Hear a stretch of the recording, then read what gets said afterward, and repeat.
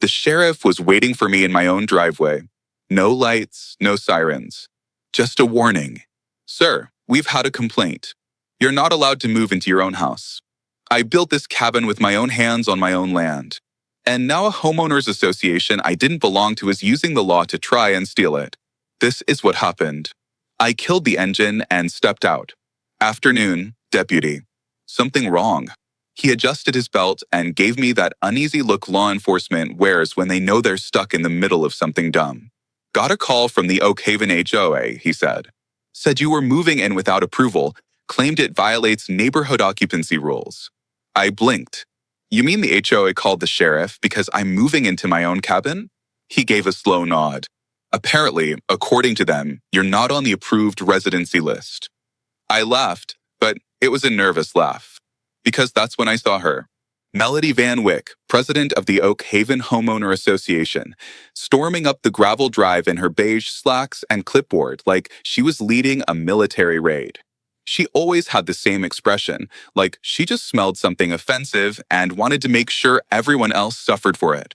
Graham, she snapped, her eyes narrowed behind thick glasses. You were explicitly told your structure wasn't approved for full-time residents. I folded my arms. It's a cabin, not a spaceship. It's on my land, and I've got every permit signed by the county to prove it. She waved her clipboard like it was a holy relic. The HOA board voted. We don't allow permanent occupancy in secondary structures. You're in violation. It's not a secondary structure, I said. It's my only structure. I tore down the old house after the fire. Remember that? You sent me a sympathy card with a fine inside it. The sheriff looked between us, clearly regretting every life choice that brought him here. Melody sniffed. Regardless, we have standards. You didn't submit the new residents for architectural review.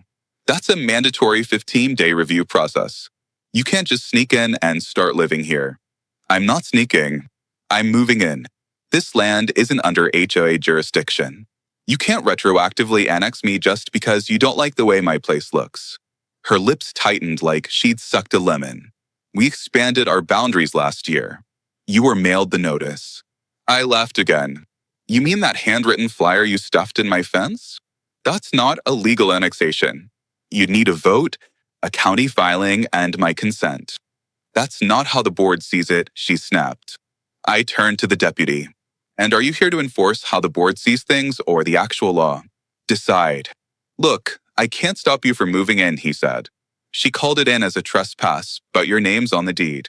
You're within your rights. Melody's face turned red. You're just going to let him violate the HOA standards? He's not even approved. Ma'am, the deputy said flatly, this is a civil matter. If you have a problem, take it to court. I'm not evicting anyone from their own property. She turned on her heel and stomped back down the drive like she was going to file a complaint with God himself. I turned back to the trailer, popped the latch, and started unloading the generator. I wasn't going anywhere, but I knew Melody Van Wyck. She didn't lose quietly, and something told me this was just her opening move. I thought the sheriff's visit was the end of it. I was wrong. 2 days later, at the crack of dawn, they sent their next weapon. A man with a clipboard and a title he completely made up. The sound of gravel crunching under tires pulled me from sleep. I looked out the cabin window and saw a white pickup with the Oak Haven logo embroidered on the driver's door. Same font they used on their quarterly newsletters. The ones printed on glossy paper to justify their bloated budget. A man in his early 60s stepped out, polished shoes sinking slightly into my dirt driveway. He wore a navy windbreaker with property compliance officer stitched across the back, clipboard in hand. Always the clipboard. He didn't knock. Instead, he began circling the cabin, scribbling notes like he was surveying a crime scene. I threw on jeans and boots, grabbed my coffee, and stepped outside. You lost? I asked. He didn't look up. Routine inspection performed under the Oak Haven Residential Standards Act. Never heard of it, I said. And you're on private land. He finally glanced up. Graham Porter, correct? I nodded once. Your residence falls within the boundaries of the Oak Haven Expansion District. As such, you're subject to compliance reviews. You failed to submit your elevation plans, utility hookup blueprints, and external fixture inventory. That constitutes a violation of sections 4, 7, and 9. I took a long sip of coffee. You got a county permit for this inspection? It's internal enforcement, he said. We don't need county approval. You do when you're standing on land you don't own. He hesitated just enough to confirm he knew he was over the line, figuratively and literally. I stepped closer. Let me save you some time, I said. The county line ends at the base of that hill. Everything from here to the ridge is unincorporated. You don't get to enforce Oak Haven rules here. His eyes flicked to the cabin, then back to me. Then why does your mailing address list you within Oak Haven's jurisdiction? I use the closest post office. That doesn't give your board control over my land. He took a step back and scribbled something else. You'll be hearing from our legal committee. Tell them to bring a map next time. He didn't respond. Just got back in the truck and drove off without another word. The clipboard guy was just the opening act. By noon, the real threat showed up. A lawyer in a suit that cost more than my generator, with a smile that didn't reach his eyes and a lie so big it was almost impressive. This time, it was someone I hadn't met, tall, early 40s, wearing a charcoal blazer and a smug expression that immediately set off alarms. He introduced himself as Richard Clean, HOA legal counsel. I'd like to come in, he said, already brushing past me. You're not invited. He stopped just over the threshold, looked around, and gave a small, deliberate sniff. No central HVAC. That'll be a problem under the new health compliance rules. I didn't move. You're trespassing. He turned, hands clasped behind his back like a headmaster. Let's talk plainly, Mr. Porter. The board has concerns. You've moved onto undeveloped land without architectural oversight. You've bypassed the environmental review process. And you've refused to pay community assessments. Because I'm not in your community. He smiled like he'd been waiting for that. We filed annexation paperwork with the county clerk's office 4 months ago. It's under provisional review, but that doesn't mean you're exempt from transitional compliance. You're bluffing, am I? He produced a folded document from his inner pocket and handed it to me. Sure enough, it was stamped by the county, dated 4 months back. A map was attached showing a red line that now snaked past my parcel. I studied it carefully. There's no owner consent on this. Not required for provisional annexation. I handed it back. Provisional means pending.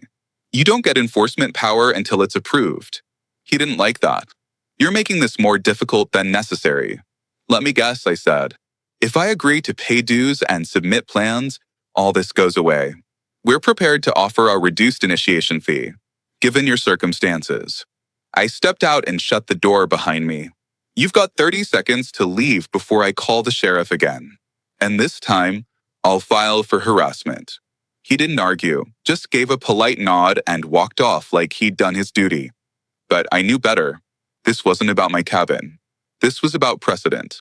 If I stayed and fought, others might realize they didn't have to fold either. They thought their legal bluffs would scare me off. But they made a huge mistake. They forged a document. And now I wasn't just defending my land. I was going on the attack. That night, I drove into town and visited the county records office. I sat down with a clerk named Marissa who had a tired smile and coffee-stained mug that read, I file because I care. Can you pull up anything filed by Oak Haven HOA in the last 6 months? I asked. She keyed it in. Looks like one annexation proposal submitted in January. No vote recorded, no landowner petitions attached, and it's been flagged for review by the zoning commission. Flagged? Why? She turned the monitor so I could read. Anonymous complaint. Alleged falsified consent documents. Can I get a copy of that? She printed it for me, then leaned in. You're not the only one they've tried this on. There's a guy up on the Northeast Ridge built a tiny home last year. HOA tried to fine him for having a composting toilet. I raised an eyebrow. And he's a retired city planner, threatened to audit their entire budget. I drove straight to his address, introduced myself, and told him what was happening. His name was Walter Kemp, silver beard, sharp eyes, and a way of speaking that made you feel like you were always 2 steps behind him. They tried to rope me in with the same annexation stunt, he said. Problem is they submitted forged signatures. I recognized 2 of the names both dead before the filing date. You reported it? County's investigating. But these things take time. Meanwhile, they count on people rolling over. Not me. He smiled. Good. Then you'll want to talk to Eleanor Park. She was on the HOA board until last fall, resigned after a vote she called morally bankrupt. She lives down in the Cedar Grove. Tell her Walter sent you.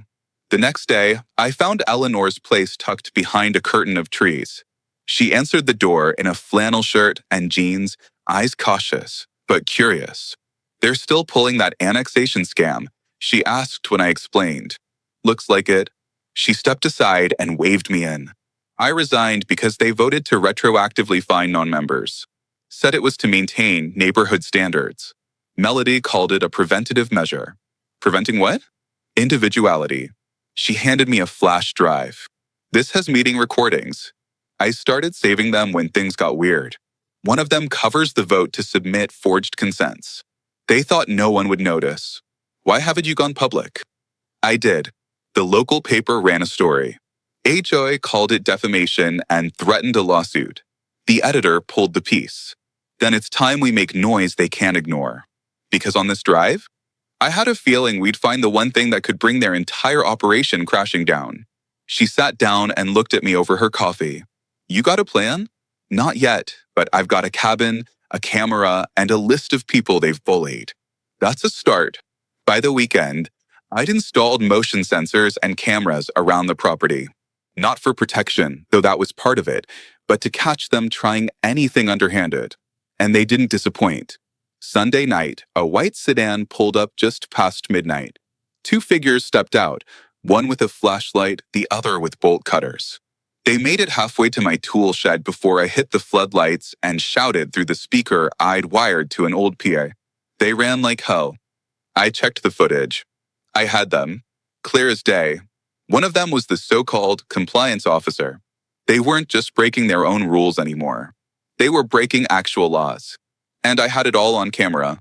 By Monday, I had the footage, the annexation documents, the meeting recordings, and the names of 3 other residents who'd been targeted. I drafted a formal complaint to the district attorney, attached everything I had, and filed it in person. The clerk who accepted it raised her eyebrows. This is going to make waves. That's the idea.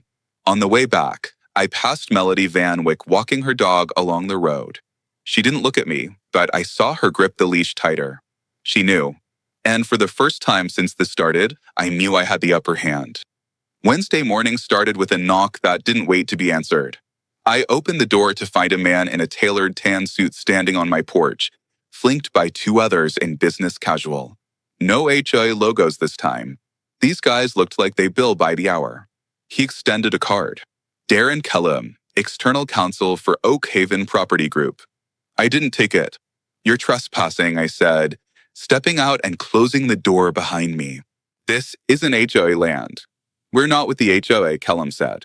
We're with the development firm that manages Oak Haven's legal assets. The board has retained us to resolve a property conflict concerning your parcel. You mean the fake annexation?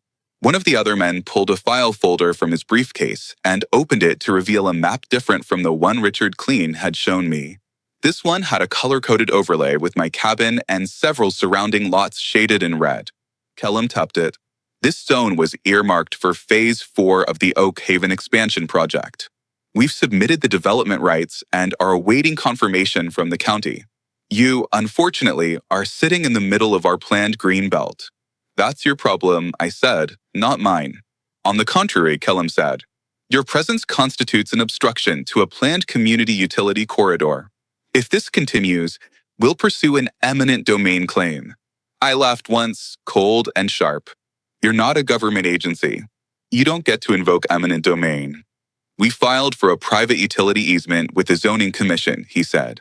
It allows for compulsory acquisition of land if it serves a regional infrastructure need. Let me guess, I said, that need just happens to run right through my property. He didn't blink. We're offering a settlement. You accept the buyout and vacate within 30 days, or we proceed with litigation. I stepped down from the porch, walked past them, and pointed toward the woods bordering my land. You see that tree line? I said. Beyond that is a seasonal creek that floods every spring. That's why this land was never developed. You lay pipe through there, it collapses before the year's out. That's not reflected in the survey. Because your survey is garbage, I said. Now get off my land before I call the zoning commission myself. They left without another word, packing their maps and folders like casino dealers gathering lost bets. But I knew what this was now. Melody and her board weren't just overreaching. They were trying to force me out to clear the way for a multi-phase development scheme, and they were willing to bend any law they could find to do it. I didn't wait. I drove straight to the zoning commission office and asked for Director Helen Garvey. She was a compact woman in a navy jacket with a pen stuck behind her ear and a demeanor like she'd been putting out fires for 30 years. I laid everything out, maps, filings, the mysterious red overlays, even Kellum's business card. She skimmed the documents, her brow tightening. This firm's been trying to push that easement for over a year. We've denied it twice. They're calling it a green belt utility corridor to bypass the environmental review. There's no public need for it. It's a private water and power loop for luxury homes they haven't even built yet. They submitted new paperwork last week, she said. Claimed they had landowner consent for a utility access route. They didn't get it from me. She leaned back and crossed her arms. Then someone forged your signature. My blood ran cold. I looked at that signature. It was my name, but it wasn't my hand. Someone I had never met had the audacity to try and become me on paper, to steal my rights with a pen. No, I said, my voice quiet but steady. That's a felony.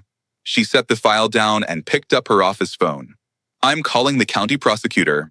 An hour later, I was sitting in a conference room in the district attorney's office, this time with an actual investigator present. His name was Marcus Delaney, mid-40s, buzzed hair, and a calm that felt deliberate, like he'd seen worse than this and expected it to get messy. He recorded everything, took photos of the forged documents, made copies of the red zone map I'd been shown. When I handed him Eleanor's flash drive, he plugged it into his laptop and skipped to a timestamp she'd flagged. We listened.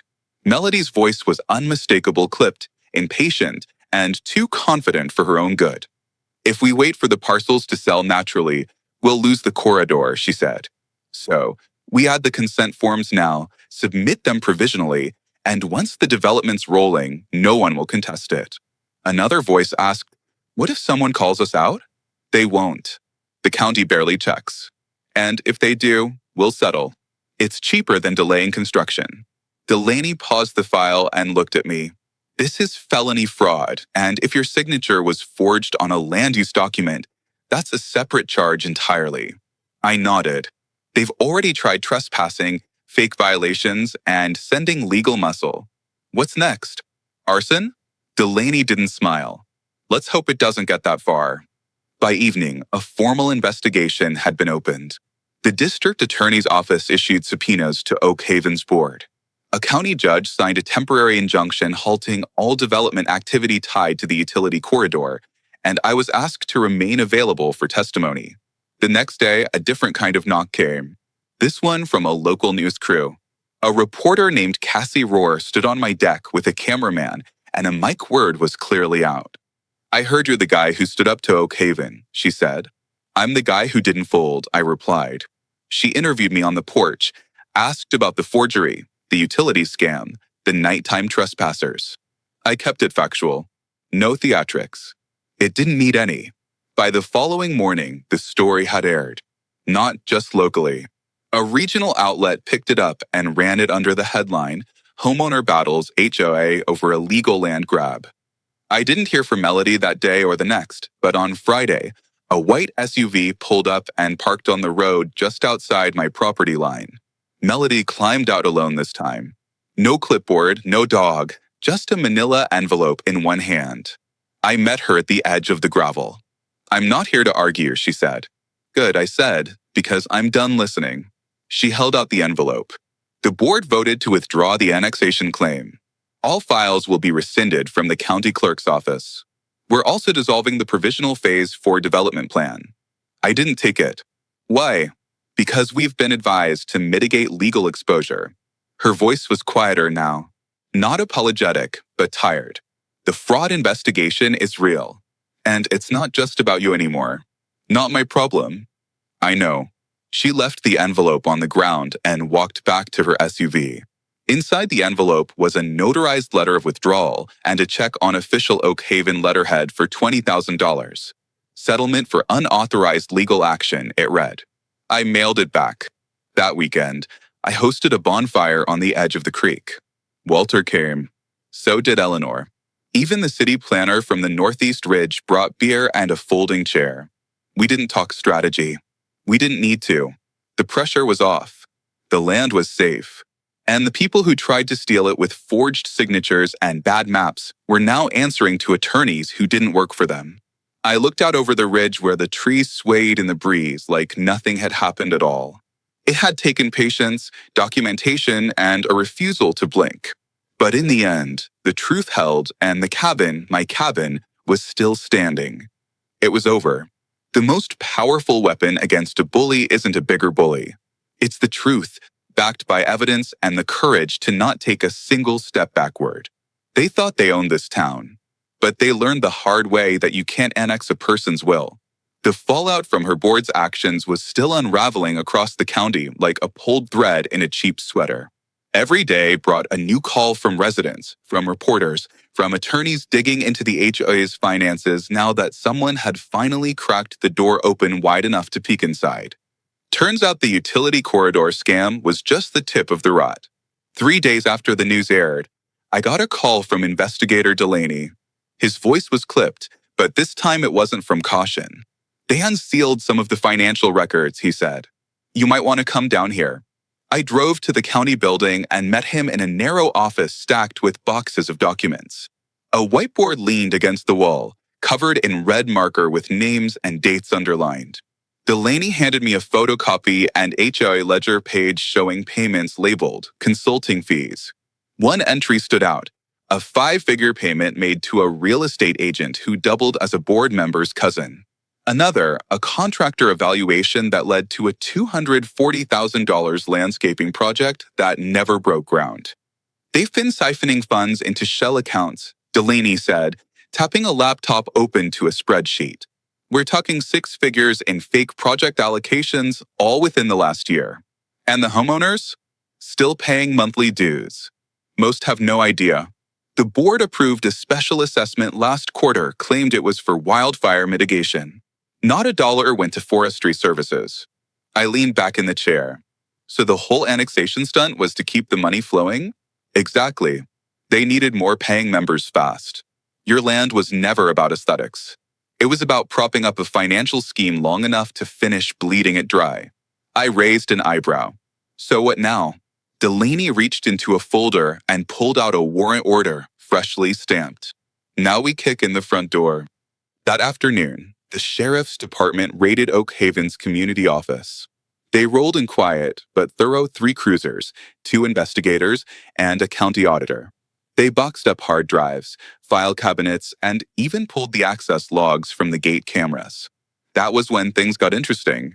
The logs showed that 2 board members had made late-night visits to the community center the week before the ledger entries were altered. Security footage had been wiped, but not before the camera in the adjacent dog park caught a reflection of someone carrying out a stack of binders in a garbage bag. A judge issued warrants. Within 48 hours, 2 arrests were made. One of them was the board treasurer, a woman named Diane Holloway, who had quietly resigned months ago but still had access to the accounts. The other, Richard Clean, the so-called HOA legal counsel. Except the state bar had no record of him. Delaney called me the morning Clean was arrested.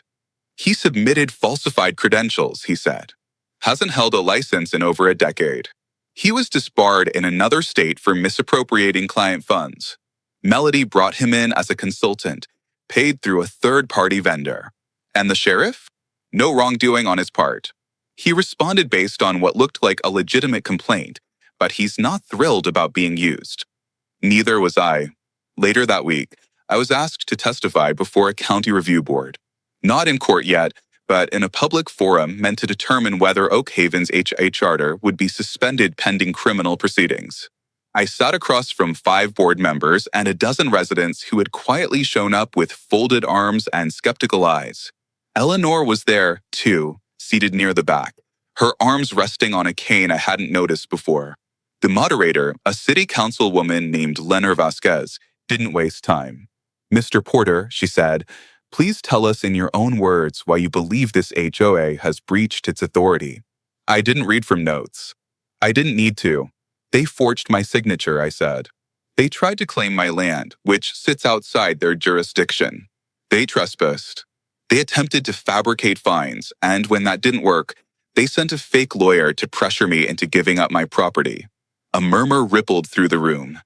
I continued, this wasn't about rules. It was about money. The board misrepresented financial records, approved bogus payments, and used the threat of legal action to silence anyone who asked questions.